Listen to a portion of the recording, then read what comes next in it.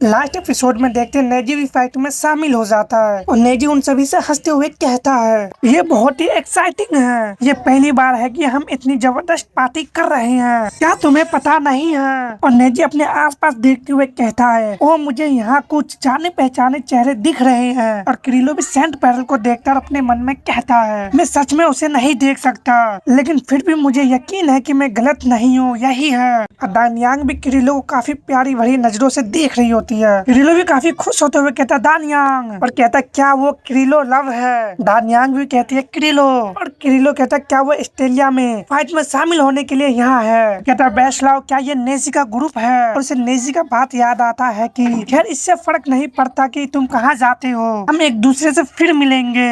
और क्रिलो कहता ये बिल्कुल पिछली बार की तरह है, लेकिन वो यहाँ कैसे पहुँचे? शायद उन्होंने किसी गेट या किसी और चीज का यूज किया होगा, लेकिन खैर कम से कम वो यहाँ पहुँच गए और उनसे दोबारा मिल पाए। बैस्लो भी कहता ब्लैक हैट। दानयांग कहती है नहीं रुको रुको, और उसके दिमाग में बहुत सारी चीजें एक साथ चलने लगती है और बताने लगती है एक सेकंड रुको, ये बहुत ही कॉम्प्लिकेटेड है। हम शिगाहिरा को ढूंढने के लिए जापान गए, फिर केंटा के मदद से नाव से एक आइलैंड पे गए, हम क्यूब के मदद के साथ ऑस्ट्रेलिया में सीट से मिलने आए थे, और अब हम इन लोगों से मिल रहे हैं। सेंट पेरल भी यहाँ है, वो मोटा शख्स भी। और क्रिलो नेजी कहता मैं इसे क्लियर रूप से देख सकता हूँ, हमारे सभी रास्ते, ऐसा लगता है कि वो हमें यहाँ तक ले आया है। सीड तुम बहुत ही आउटस्टैंडिंग हो। सीड ये सब खामोशी से सुन रहा होता है और चिसाकी के हाथ भी कांपने लगता है और अपने सामने देख के काफी हैरान होता है क्योंकि वो शिगाहिरा को देखता है। जेल इन ह्यूमन कहता क्यों विक्टर समझाए कि क्या ये सही हो रहा है? हिराक्सियस है। नेजी कहता ओ इसके बारे में चिंता मत करो, मैं तुम्हें बताऊंगा, और ये एक प्रॉमिस है,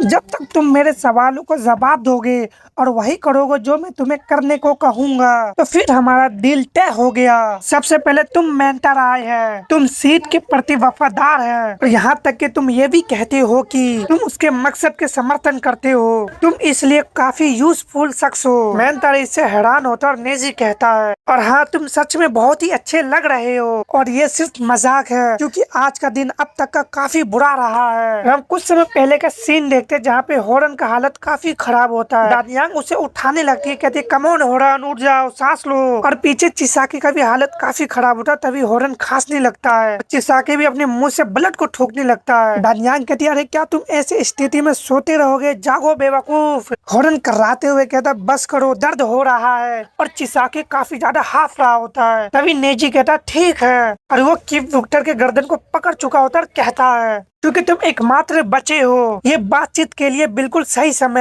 है ना? और एक तरफ ना फिंगर करते हुए कहता अब वहाँ पर वो छेद क्या है? और हम वहाँ पे अंडरग्राउंड सीढ़ी को देखते हैं, और नेजी कहता मैंने तुम्हें उसमें से रिंगते हुए बाहर निकलते हुए देखा, शायद तुम वहाँ नीचे कुछ बहुत ही प्यारी चीज छुपा रहे हैं। क्यूब विक्टर कहता वो टेम्पल है, सीट का आराम करने और इसका सिंहासन की जगह, वो एक ऐसी जगह है जहाँ पे सिर्फ उसके सबॉर्डिनेट ही आ जा सकते हैं, बस इतना ही। नेजी इससे डिसपॉइंट लग रहा होता है और सभी से कहता है तुम लोग आराम करो और मेरा पीछे नीचे मत आओ, जिसे दानयांग कहती है नेजी, और होरन भी कहता सुन बे।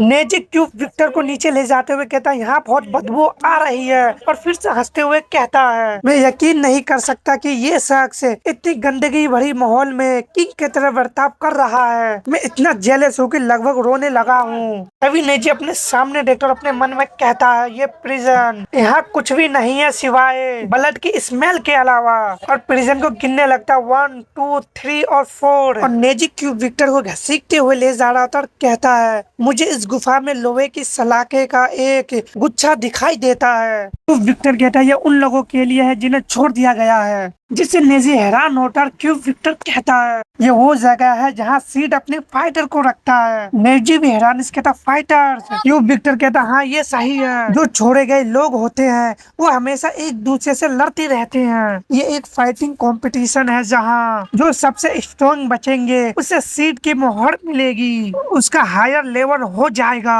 और उसे दूसरे को ऑर्डर देने का हक मिलेगा।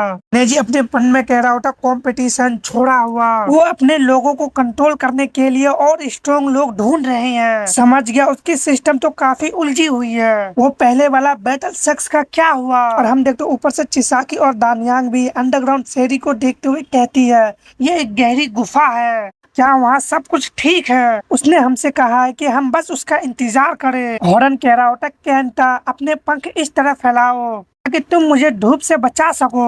मेरा स्किन, मेरे बॉडी को बहुत ज्यादा धूप रखना सच में बहुत बुरा है। दानियांग अपने मन में कह रही है, वेल मैं खुश हूँ कि गेट पर कंट्रोल रखने वाला वही शख्स है। वो नेजी के साथ बहुत ही अच्छा सहयोग करता है। उसके बिना हम कभी नहीं जान पाएंगे कि सीट सच में कहाँ है। चिसाकी भी खामोश होता और फिर अपने मन में कहता, अंकल। और नेजी जाके सीट के थ्रोन पे बैठ जाता और कहता, 2 स्टार। इनमें से 1 स्टार हरिकेशियस है जिसे हमने अभी अभी हराया है। फिर एक ग्रुप है जिसमें सीड और कलबास शामिल है जो 2 स्टार में से 1 है। और कलबास समूह का उद्देश्य है और कलबास ग्रुप का मकसद है जैन सोनाटा। क्यों कहता हाँ? नेजी अपने मन में कह रहा होता, जैन सोनाटा, हाँ वो सुपर ह्यूमन का हंट कर रहे हैं। और उससे कहता, अब मुझे बताओ कि कितने शक्तिशाली है। क्यों कहता, जब सीड लीडर है तो कलबास ग्रुप उसके नीचे आता है। मेंटर आए, फाइटर, हेरिम्बियन और 2 स्टार से ऊपर वो एक स्ट्रॉन्ग वॉरियर है। ये फिर वो खामोश हो जाता है। नेजी कहता, बिल्कुल नहीं। और उनसे कहता, बस बहुत हुआ, मुझे अभी वहाँ ले चलो जहाँ वो है। हम प्रेजेंट का सीन देखते, नेजी सीट के सामने खड़ा होता है। शिगाहिरा भी नेजी को देखता है। हम फिर से एक फ्लैशबैक देखते जिसमें नेजी और शिगाहिरा आमने सामने होते हैं। और नेजी कहता, बम्बू के जंगल में एक टेम्पल जिसे अब मार्शल आर्ट में चेंज कर दिया गया है। ये ऐसे जगह पे छुपना जैसा है जो अस्तित्व में है ही नहीं।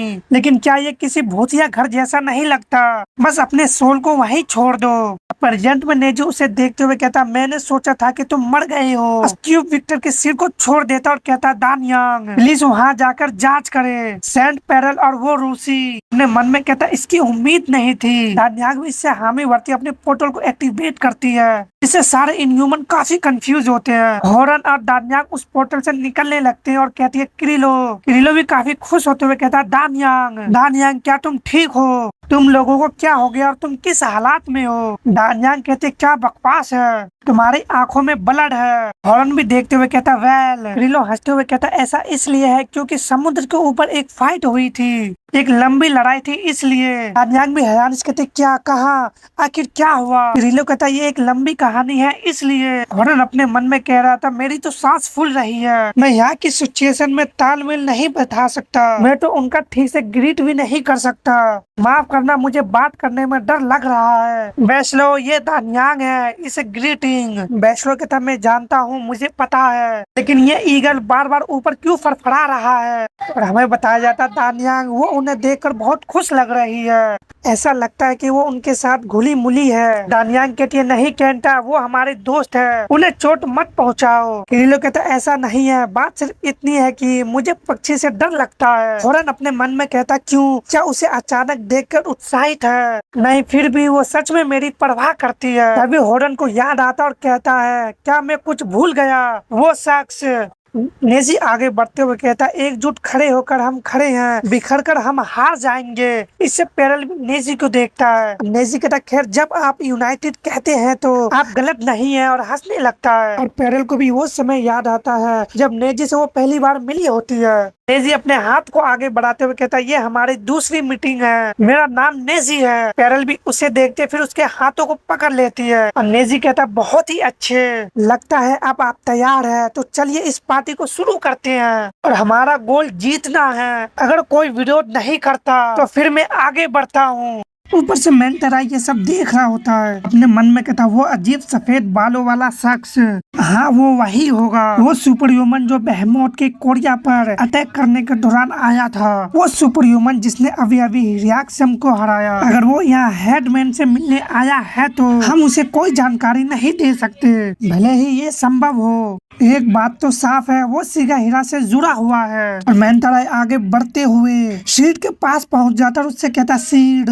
मुझे पता है कि ये कहना ठीक नहीं है, पर अभी के हालात देखकर लगता है ऐसा संभव है कि हेडमैन अब मर चुका है, लेकिन अगर आप मुझे ऑर्डर देंगे तो मैं मेंटराई इसे कर दूंगा। तभी सीड मेंटराई को देखता है, उससे वो घबरा जाता है, काफी डरते हुए कहता, सीड मुझे माफ कर दीजिए, मैं तुम्हारे साथ बहुत आगे बढ़ गया था। सीड काफी गुस्से गुस्से में कहता तुम तभी मेंटल आई को झटका लगता है और वो सीट के किसी इल्यूजन में फंस जाता है और सीध उससे कहता है तुम्हारी हिम्मत कैसे हुई इतनी बेवकूफापन बात कहने की। चिसाकी भी अपने सामने देख के हैरान हो रहा होता है। तभी नेजी उसे पकड़ लेता है और उसके सामने को और फेंक देता है। इससे वो और भी हैरान होता है। साथ ही ये सब देख के वहाँ के टीम भी हैरान होते हैं। चिसाकी डर के शिगाहिरा के सामने गिरता है और फिर उसे देखता है और उसे वो पल याद आता है जब वो शिगाहिरा से पहली बार मिला होता है और कहता है ये सूरज से भी ज्यादा गर्म है। चिसाकी काफी ज्यादा हाफ रहा होता है और वो दोनों एक दूसरे को देखते चिसाकी का आंखों में आंसू होता है। धान्यांग भी हैरान से कहते क्या नेजी तुम किसका इंतजार कर रहे हो? मैं तो बस तुम्हारे ऑर्डर का इंतजार कर रही हूँ। मैंने सोचा था कि तुम हमें लीड करोगे। नेजी कहता होरान ये फाइट चिसाकी के लिए है लेकिन ये एक ऐसी फाइट है जिसे जीता नहीं जा सकता। लास्ट में सिर्फ मौत ही इंतजार कर रही है। होरान अपने मन में कहता चिसाकी के लिए बिल्कुल नहीं। होरान उससे कहता तो मुझे उम्मीद है कि तुम उसमें चिसाकी की मदद करोगे। फिर नेजी बेस्लाव को देखता है। बेस्लाव कहता हालांकि मैं सच में किसी का नहीं सुनता, मैं तुमसे ऑर्डर लूंगा। इससे नेजी हंसने लगता है और उससे कहता है गॉड मुझे नहीं पता कि मुझे इसे पॉजिटिव या नेगेटिव तरीके से लेना चाहिए। बेस्लाव कहता क्रिलो, जिससे क्रिलो बेस्लाव को देखता है और वो कहता है उस पिंक बत्तख के साथ वहीं रुको, जिससे दानियांग चिढ़ जाती है। और बेस्लाव कहता मुझे पता है कि मैं तुम्हारे लिए रूड हूँ। और क्रिलो काइली के साथ फाइट के सभी बातें याद करने लगता है। और बेस्लाव कहता पर मैं तुम्हारे किए काम की कदर करता हूँ और इस बात पे प्राउड है कि तुम हमें यहाँ तक ले आए हो, भले ही कभी कभी ज्यादा कर देते हो। दानियांग भी हैरानी से कहती जरूरत से ज्यादा कर देना। बेस्लाव कहता लेकिन मैं तुम्हारे उस घमंडी बॉडी को दो टुकड़े में काटा हुआ नहीं देखना चाहता, अपनी उन आंखों को ठीक होने दो। क्रिलो अपने मन में कहता बेस्लाव, फिर कहता ठीक है। बेस्लाव नीचे को झुक जाता और कहता पहले मुझे कुछ जांचना है, देखते हैं कि हमारा मैन कल्प्रिट कौन है, मुझे थोड़ा समय दो वार्म अप करने के लिए। और बेस्लाव वहाँ से आगे बढ़ जाता है। नेजी से हंसते हुए अपने मन में कहता ओ गुडनेस ये तो बहुत गड़बड़ है। बेस्लाव सीधे रेड इनह्यूमन के पास जाता है, उसे ही देखता है और हमें बताया जाता है बेस्लाव वसीस सलमा अली और शायद ये वही बंदा है जिसका दोस्त अभी ग्रैंड मास्टर के पास गया है। क्रिलो कहता वो शख्स। दूसरा मैच होता चिसाकी होरन वसीस शिगाहिरा के बीच। पैरल के जख्म भरने लगता और कहती है इन जख्म को भरना बहुत ही दर्दनाक है। और ये नेजी कहता सैन पैरल क्या तुम परेशानी के लिए तैयार हो? पैरल कहती है बिल्कुल, मैंने अभी तक सच में शुरू भी नहीं किया है। टेंटिकल के हमले इतने फास्ट है कि पास आने पर ही दिखाई देते हैं। उनका फैलना और सुकड़ना इतना स्ट्रॉन्ग और इतना फास्ट है कि उससे लड़ पाना बहुत ही मुश्किल है। नेजी और पैरल तभी काफी हैरान होते हैं क्योंकि टेंटिकल उन्हीं की तरफ आगे बढ़ रहा होता है और कहता है ये यहाँ है। सारे टेंटिकल उन दोनों के सामने से निकलता है और उन दोनों पे अटैक कर देता है जिससे वो दोनों बचते हुए आगे की ओर बढ़ते हैं। और बताया जाता है नेजी सेंट पैरल बसी सीड। दूसरी तरफ होंग को देखते जो एक जगह पे बैठी होती है अपनी फोन को ही देख रही होती है क्योंकि वो लिम का मैसेज का इंतजार कर रही होती है। देखते क्या तुम आने वाले हो? कैंग क्या तुम आज भी नहीं आ सकते? कैंग कैंग मुझे पता है कि हमारे साथ मिलने का कोई मतलब नहीं है लेकिन मैं तो बस साथ में लंच करना और घूमना चाहती हूँ, क्या तुम जा रहे हो? जवाब दो। कैंग अपने मन में कहती है ऐसा कोई तरीका नहीं है कि उसने अपना फोन खो दिया हो। जुंजी भी सीरियस चल रही होती है, काफी हाफ रही होती है, अपने मन में कहती है वो सीरियस है, ये बहुत ही दर्दनाक है। फिर जुंजी होंग को देखती है और जुंजी कहती है क्या वो आ रहा है आज? फिर हम देखते हैं होंग का शक्ल बिल्कुल उदास होता है। हम फ्लैशबैक देखते हैं जिसमें वो सभी पार्टी कर रहे होते हैं और हंसते हुए कहता है ये व्यू काफी ब्यूटीफुल है। होंग कहती है मुझे पता है ना?